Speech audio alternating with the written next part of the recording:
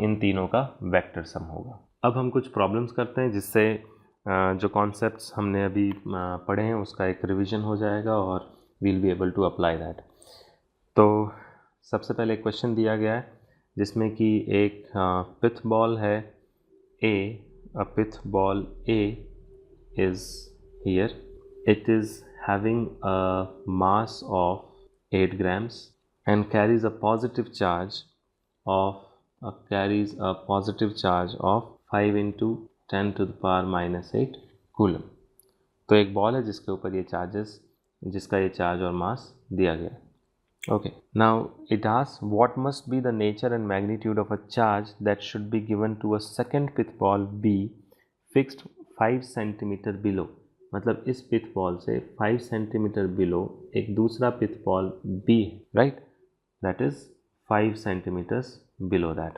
So the question is how much charge and what must be the nature of that charge that should be given to this second pith ball B which is 5 centimeters below the former ball so that the upper ball is stationary। upper ball stationary तभी रहेगी जब उसमें total upper force, upward force and total downward force zero will be equal and opposite, right? तो अगर हम इस A का diagram बनाएं तो इस पर कौन सा फोर्स लग रहा है? इस पर सिर्फ एक ही फोर्स लगेगा, that is M1G। Now if it has to stay stationary, इसके ऊपर की तरफ भी सेम अमाउंट ऑफ फोर्स लगना चाहिए, then only it can stay in और then only it can stay at rest. So this force on one, there should be an upward force. अब ये अपवर्ड फोर्स प्रोवाइड कौन करेगा? Gravity तो कर नहीं सकती, तो ये जो बॉल बी है, this ball B is providing that force. But ये कैसे प्रोवाइड करेगा? That can be, as the question says, if it can be charged, अगर हमने इसे चार्ज कर दिया right to some magnitude, तो उस चार्ज के कारण इस पर एक इलेक्ट्रोस्टैटिक फोर्स लगेगा which will be upward। ये upward तभी होगा when this force is repulsive, और repulsive होने के लिए अगर A पे पॉजिटिव चार्ज है तो B पे भी पॉजिटिव चार्ज होना चाहिए। So nature we know that it will be positive. अब हमें बस ये टोटल फोर्स निकालना है। So we know that total force नहीं, इस पर चार्ज निकालना है। So we know that this F1 must be equals to M1G in order to keep this charge A stationary or this ball stationary. M1G is nothing but 8 gram, that is 8 into 10 to the power minus 3 into G is 9.8, or we can 9.8 meter per second square. We'll take 9.8 itself. तो F1 इतने के बराबर होना चाहिए। Now F1 का source कहाँ से है? F1 का सोर्स है this electrostatic force between A and B। इसका मतलब ये जो F1 है this is equals to K Q1 Q2 और QA QB divided by R square. So that is nothing but K की value 9 into 10 to the power 9, Q1 Q2 the charge, इसमें एक का चार्ज हमें पता है 5 into 10 to the power minus 8, B का charge हमें नहीं पता, that is QB divided by R हमें पता है that is 5 centimetres, so 0.05 metres का square. Right, now these two forces should be same, these two values should be same. So इससे हमारे पास QB की वैल्यू आ जाएगी, दैट इज़ QB इज, ये QB है, QB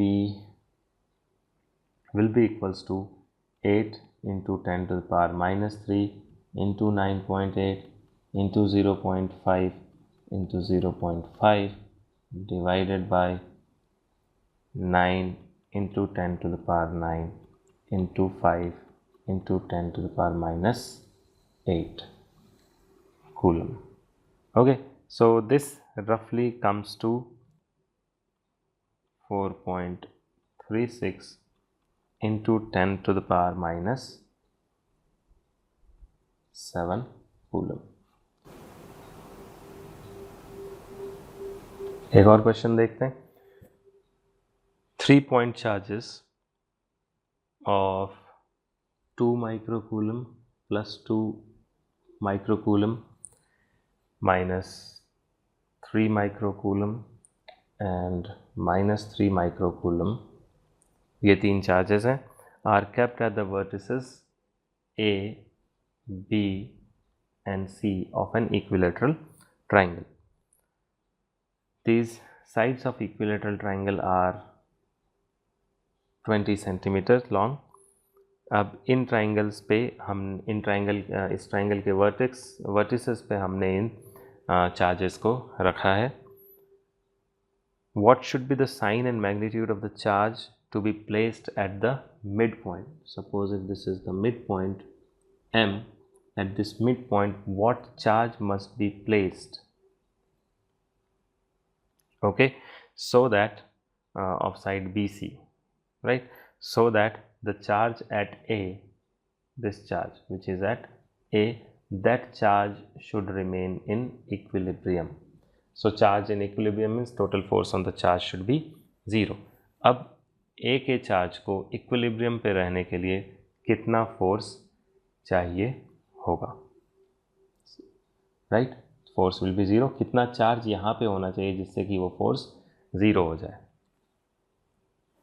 so if we see it carefully, यहाँ पे जो भी फोर्स लगेगा A पे due to B, that will be an attractive force and this will be in this direction A to B. Same way यहाँ पे जो attractive force होगा A to C, that will be this one. But the thing is these two forces, suppose in forces को हमने बोला F1 and F2. So these two forces will be equal in magnitude. Why? Because जो combination है charges का +2 microcoulomb and -3 microcoulomb, they are same and the distance between them is also same. यहाँ भी 20 centimeters और यहाँ भी 20 centimeters.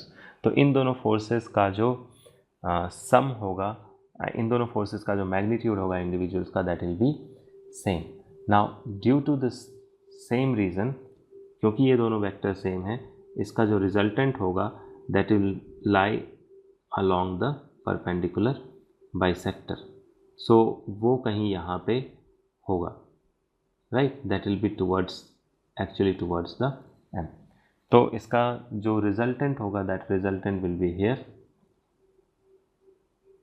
That is F, right? So we can say that this F vector is equals to F1 vector plus F2 vector. अब इसको balance करने के लिए हमें इक्वल एंड ऑपोजिट फोर्स चाहिए F,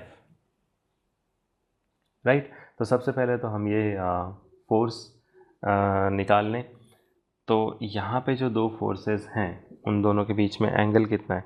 60 degree. So we know that if there are two forces, equal forces inclined at an angle of 60 degree, तो जो उसका रिजल्टेंट होगा that resultant will B √3f. So this resultant is √3. कैसे आता है √3 ये भी हम देख सकते हैं. This is f² + f² + 2 f1 f2 that is f² into cos 60 degree that is half. So this 3f² उसका रूट हो जाएगा √3f. So √3f is nothing but k, that is 9 into 10 to the power 9. Then q1 q2 that is 2 into 3 into 10 to the power -12. q1 q2 10 to the power -6 दोनों को multiply किया 10 to the power -12 आ गया, divided by r² and r is 20 centimeters, that is 1/5. So 1 into 1 into 5 into 5.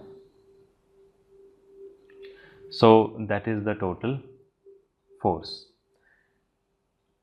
अब ये जो total force है, that force has to be balanced by a charge which will be present over here, right?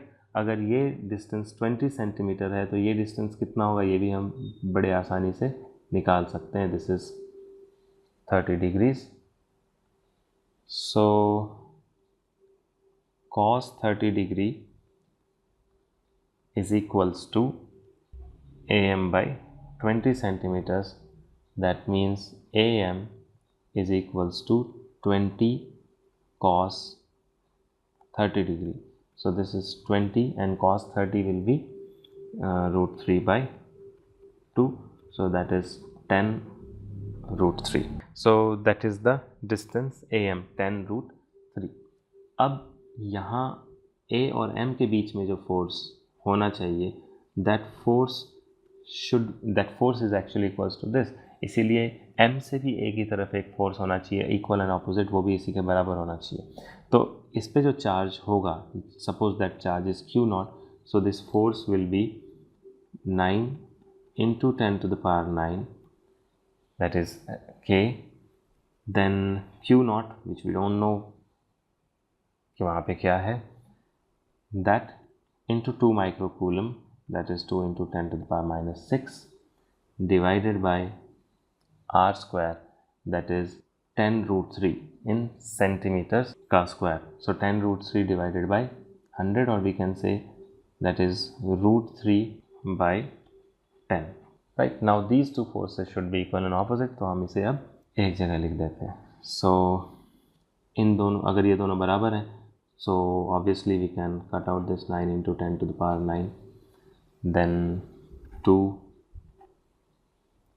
इस 10 to the power 6 से ये 10 to the power 6 cancel हो जाएगा, यहाँ पे 10 to the power minus 6 रह जाएगा.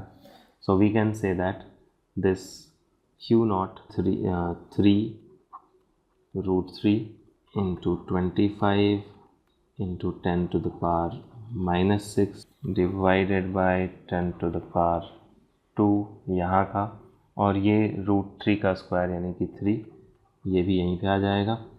So this is 3 into 3 9 into 25 into root 3. So this total will come to 3.9 into 10 to the power minus 6 coulomb, or we can say this will be 3.9 microcoulomb.